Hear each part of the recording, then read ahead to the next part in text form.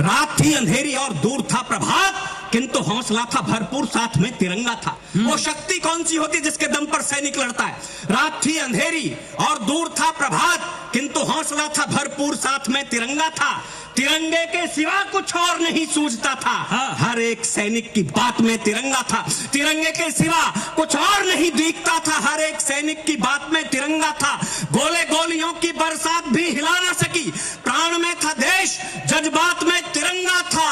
और फिर भला कोई कैसे रोक पाता? रणबांकुरों को सीने में थी आग और हाथ में तिरंगा। सीने में थी आग और हाथ में तिरंगा था। आइए 4 पंक्तियां पढ़ना चाहता हूं इस नौजवान पीढ़ी के लिए। मैं जानता हूं सेना और पुलिस में कौन जाते हैं, जिनसे घर में माँ बाप परेशान, स्कूल में मास्टर जी परेशान। बहुत दिन तक पढ़ाया है प्रोफेसर साहब ने, डॉक्टर साहब ने, कुमार साहब ने, मैंने भी पढ़ाया है। स्कूल में पढ़ाने वाले परेशान, घर में माँ बाप, थोड़े बहुत पड़ोसी भी रहते हैं, वही बेटे उद्दंड जाते हैं सेना और पुलिस में। लेकिन यह वर्दी खड़ी होगी साहब, आपको सबको पता है 13 दिसंबर 2001 जब लाल किले से आपकी भाषा बोलने वाली राजनीति पराक्रमी, हिंदुस्तान की राजनीति बड़ी पराक्रमी। जब हिंदुस्तान की राजनीति मेजों के नीचे छुपने की जगह खोज रही थी 13 दिसंबर 2001 को आतंकवादी हमले में, तो यही खाकी वर्दी, इसी वर्दी और इसी पीढ़ी के नौजवान लोग अपनी शहादत देकर के विश्व के सबसे बड़े लोकतंत्र के मंदिर को गिरने से बचा रहे थे।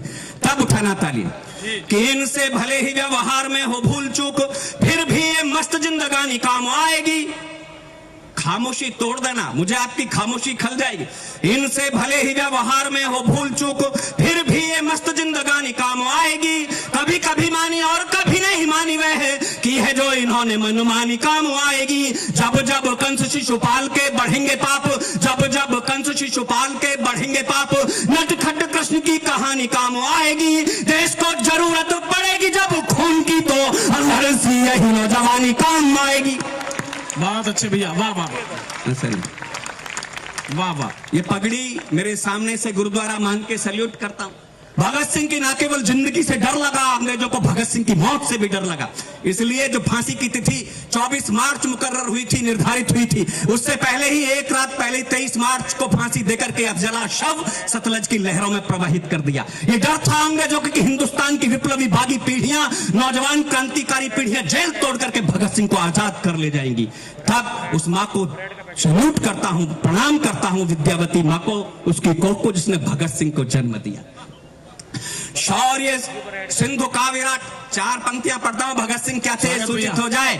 और साहब आपका यदि कोई भी आपके हृदय में कोई सम्मान, कहीं भगत सिंह के प्रति श्रद्धा हो, तो आकाश भर तालियां बजा करके उन तक अपना प्रणाम निवेदित कर देना कि शौर्य सिंधु का विराट ज्वार थे भगत सिंह, जिसमें फिरंगियों की नाव डूब जानी थी। शौर्य सिंधु का विराट ज्वार थे भगत सिंह, जिसमें फिरंगियों की नाव डूब जानी थी। जिस पे स्वतंत्रता का पावन प्रसून खिला, पंचनद की वो वंश बेल बलिदानी थी। देशभक्ति का जुनून मिला जिसे लोरियों में, देशभक्ति का जुनून मिला जिसे लोरियों में, सिंघनी का दूध पिए शेर की रवानी थी। रंग दे बसंती चोला गा के फंदा चूम लिया, फांसी वाला जिसने वो धन्य नौजवानी थी। वाह वाह वाह वाह वाह। आपने एक दृश्य देखा होगा, एक हाथ में माउजर, यहां जनेऊ, नीचे धोती तहमत बंधा हुआ, मूंछ पर ताप देते हुए 12 साल की छोटी सी उम्र में पहली बार गांधी जी के सिद्धांतों पर चलते हुए अंग्रेजों की अदालत में गिरफ्तारी दी। 15 कोड़ों की 15 बेतों की सजा मिली। बदन के कपड़े फट गए तो बदन पर कपड़े नहीं पहने। इस मुल्क की मिट्टी को मुट्ठी में लिया, एक शपथ लिए, घोषणा की कि ब्रिटानिया सरकार के कारखाने में कोई बुलेट ऐसी नहीं ढली जो आजाद के सीने में उतर सके। ब्रिटानिया सरकार के कारखाने में कोई कंक्रीट ऐसा नहीं बना जिससे बनी जेल में आजाद को कैद रखा जा सके। आजाद आजाद जिया, आजाद मरेगा, इस संकल्प का निर्वाह जिस क्रांतिकारी, जिस नौजवान ने 27 फरवरी 1931 को इलाहाबाद के अल्फ्रेड पार्क में हजारों अंग्रेजों से अकेले शेर की तरह मुठभेड़ करते हुए अपने माउजर की अंतिम गोली से अपने मस्तक पर प्रहार करके अपना हंसता हुआ जीवन पुष्प मां भारती के चरणों में समर्पित कर दिया, उन्हें प्रणाम करते हुए कविता की 4 पंक्तियां पढ़ता हूं। और ये 4 पंक्तियां आपको पूर्ण कविता लगे तो आजाद को मेरे प्रदेश की राजनीति ने उत्तर प्रदेश से आतंकवादी कह दिया था, लेकिन आजाद आतंकवादी थे या क्रांतिकारी जिनसे अंग्रेज दहलते थे, ये आप सूचित करेंगे। मैं 4 पंक्तियां पढ़ता हूं।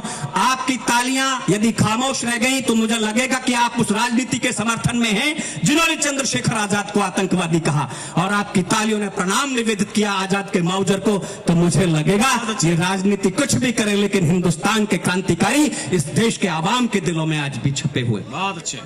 हाँ भैया। कि छोटी सी उम्र में ही कर गई बड़े काम, ध्रुव नचिकेता पहलाज जैसी जिंदगी। छोटी सी उम्र में ही कर गई बड़े काम, ध्रुव नचिकेता पहलाज जैसी जिंदगी। जन्म से नगण्य किंतु कर्म से प्रणम्य बनी, शबरी जटायु वे निषाद जैसी जिंदगी। जन्म से नगण्य किंतु कर्म से प्रणम्य बनी, शबरी जटायु वे निषाद जैसी जिंदगी। डायर के सीने में उतार गोली ऊधम से, डायर के सीने में उतार गोली ऊधम से। सीना तान के जियो फौलाद जैसी जिंदगी। जीते जी फिरंगी सरकार जिसे छू न सकी, धन्य चंद्रशेखर आजाद जैसी जिंदगी। बहुत अच्छे अर्जुन।